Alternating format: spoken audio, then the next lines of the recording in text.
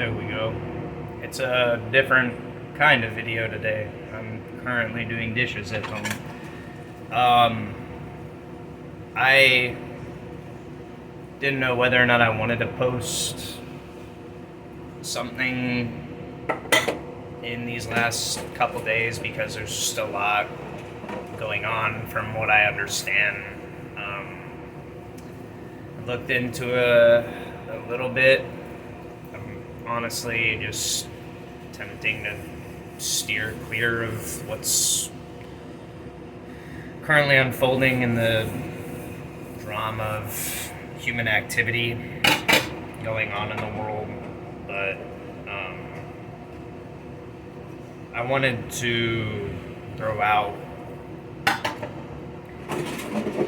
some recent insights that I've had in the last couple days just going about my own business that might be more uplifting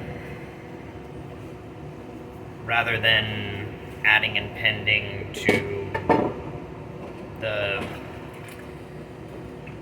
theodrama playing out in the world.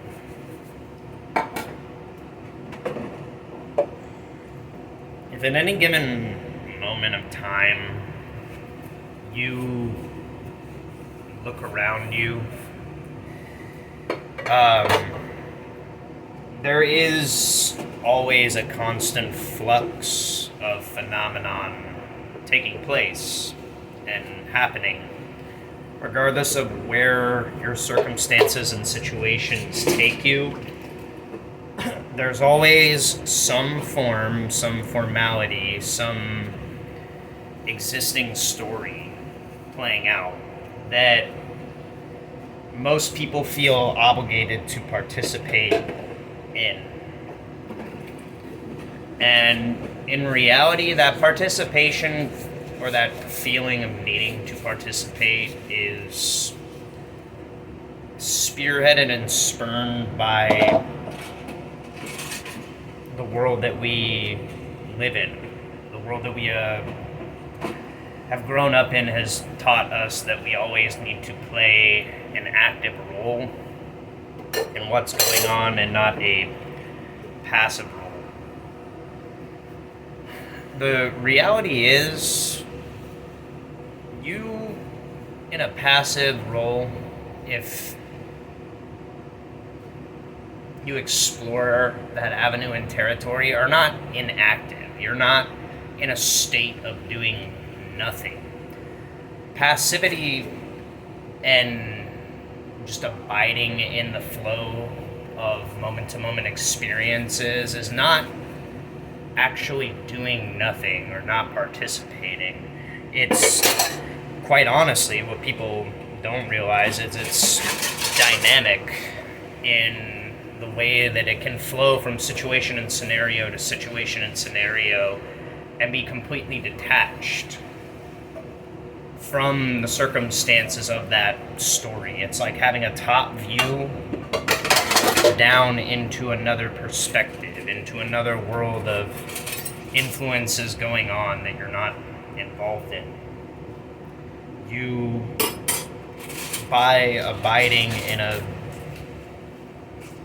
passive state, are not weakening yourself. You're just choosing not to engage in getting sucked into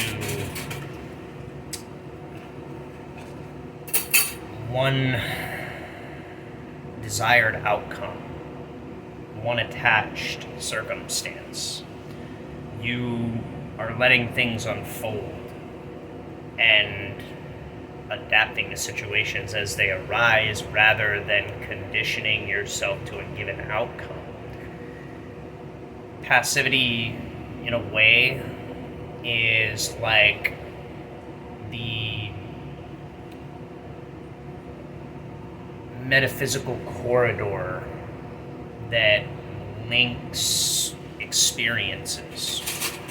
And in the world right now, there are a myriad of experiences taking place and transpiring that are entirely for lack of a better word, out of the majority of individuals' control. You can't do anything about the rigid structure and parameters of ideals set by people who are attempting to move fate in a direction.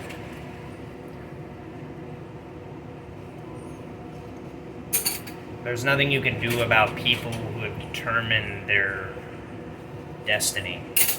There's nothing you can do to change the perspective of people that have set their trajectory on a course and a path.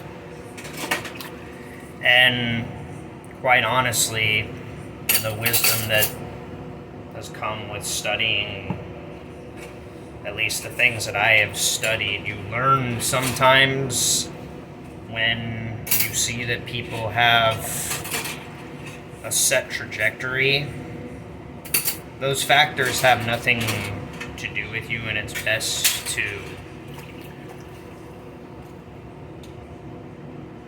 allow that circumstance to transpire of its own volition. Even if you have understanding, even if you see beyond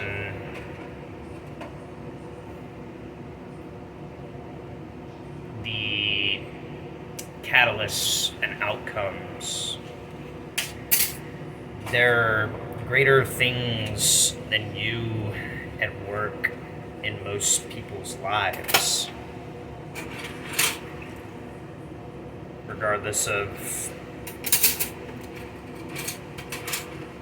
what knowledge you carry. You don't play a role in determining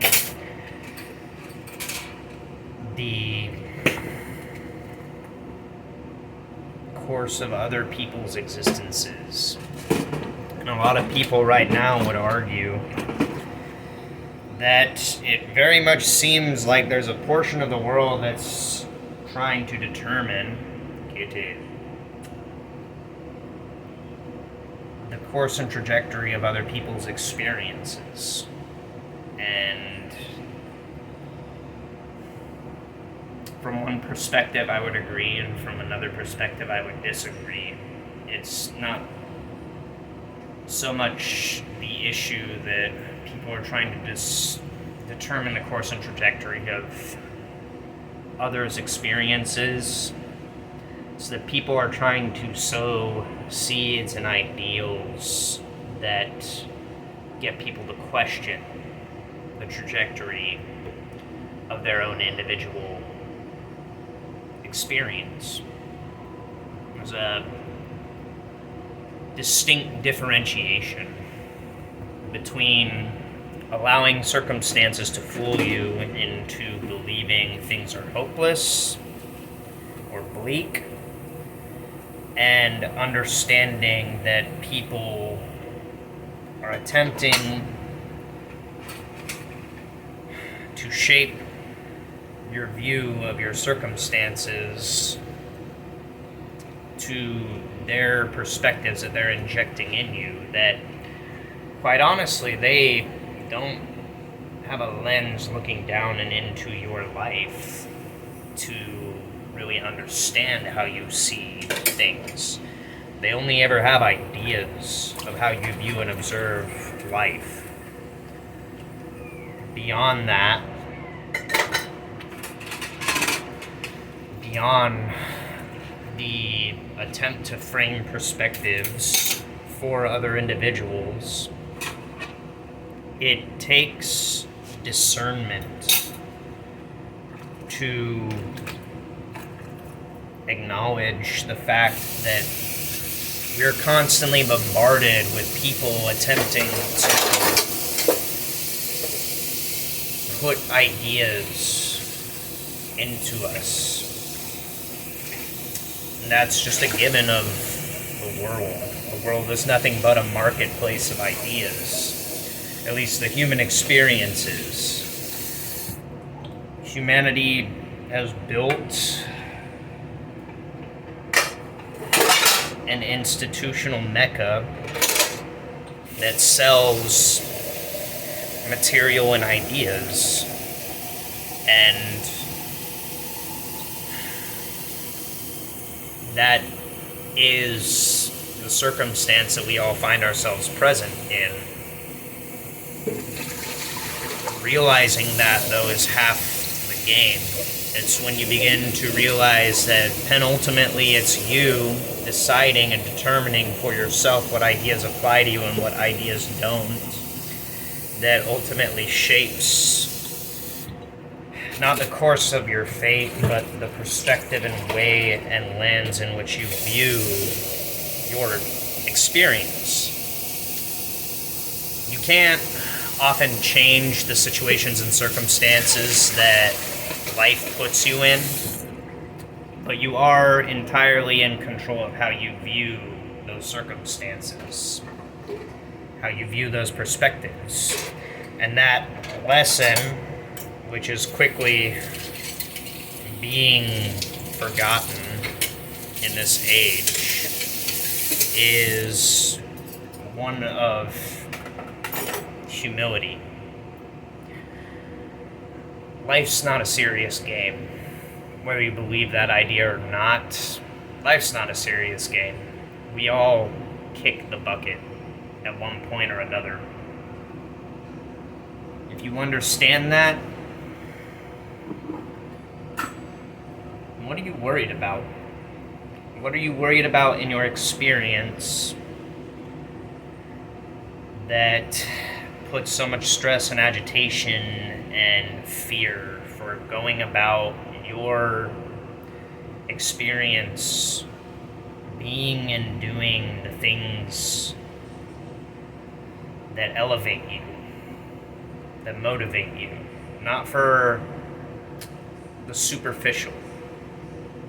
Let's get that clear. The superficiality is the cause of all the suffering happening. The superficial attachments to material gain, the superficial attachments to pursuits of status, the superficial attachments to ideas. Unfortunately, the attachment is what brings with it the catalyst for the inevitable balance of forces of nature. Some people call that karma, some people call that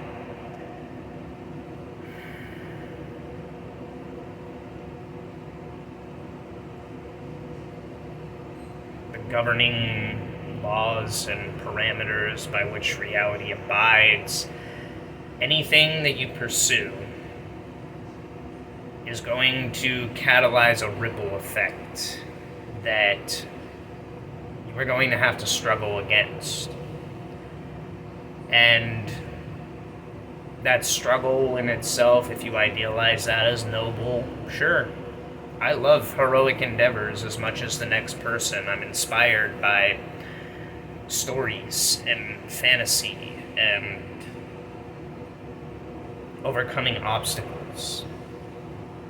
I have my own list of endeavors, like many people do, that I strive to try and see whether or not I could overcome.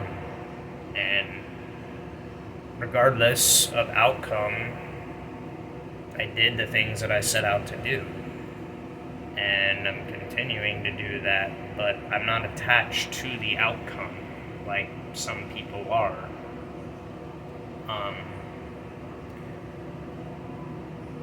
The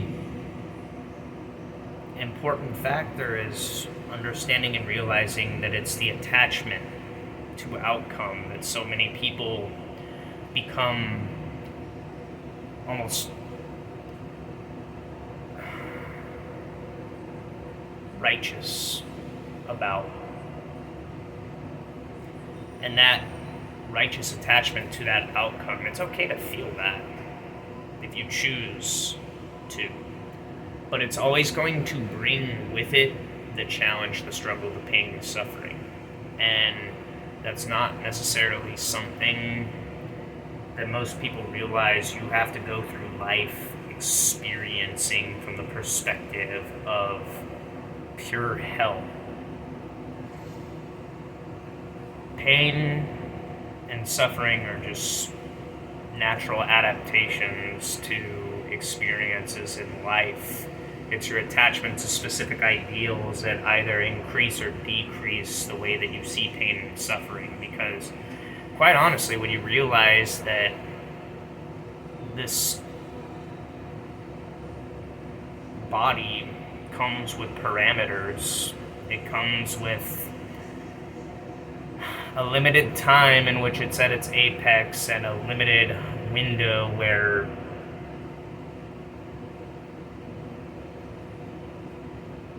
the erosion of time begins to take place. If you realize that early, you understand that, yes, like, it's a noble cause to put up with the struggle, to tolerate the struggle, and the deepest, darkest parts of struggling can yield beautiful realizations, but they're not necessary. The frame and perspective that the attachment to thought and the attachment to emotion causes. This in art forms is called suffering for your art, but it applies to how people predominantly view life in general. It does not have to apply to your entire life. You don't have to struggle through life if you understand how to struggle and suffer correctly.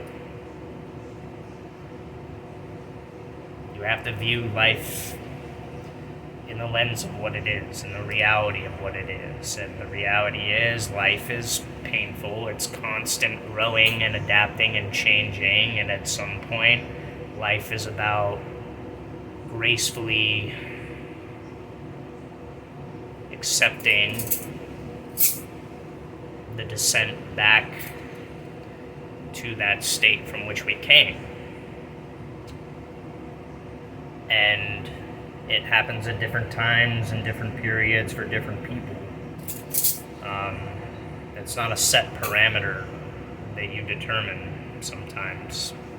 It's not a set parameter that anybody determines. It honestly is not attached to factors of your ideals or factors of your emotions, and you can fight and you can struggle against it all you want. Sometimes things just don't work out, and it's not your fault. It's not determined by you. It's determined by odds that are out of your control. There's nothing wrong with that. With everything going on in the world, where this ties in is that the fact that right now the world is experiencing a crisis of being too attached to its ideas and too attached to its emotions to accept the reality of what it's pushing itself in the direction of. And one thing that's going to help a lot of people who are just on the wayside, trying to do their best in life, trying to make the most out of a predominantly seemingly negative situation, is the understanding that you don't have to attach yourself to an outcome. That the passivity that comes with peace of mind and knowing that you don't have to attach yourself to an ideal or outcome is the peace that passeth all understanding. It's not something that's determined by you. It's just a realization that happens. It's a realization that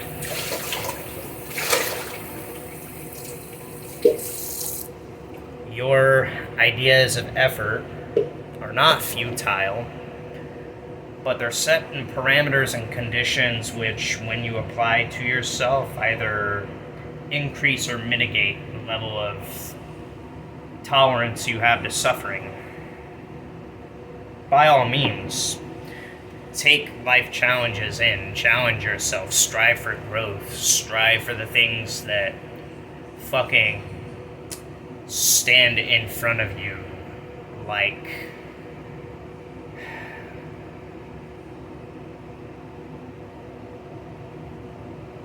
the biggest, baddest fucking monster on the planet, but you're brave enough to stand in the face of that, by all means. But realize something. Realize this. It's your attachment to your ideas, it's your attachment to your emotions that determine the level of suffering you go through in this life. It's not the conditions, because you can adapt to conditions. In fact, you genetically, physically, unilaterally, universally, are made to adapt to conditions and circumstances outside and external of you. You are also, for whatever miraculous reason, able to control the parameters and the non-linear circumstances of how much that adaptation affects you, if that makes sense. Something I think for everybody to keep in mind, that regardless of the circumstances happening external of you, you are not necessarily always in control of those circumstances, but what you are in control of is how you observe and experience those circumstances. Something to think about.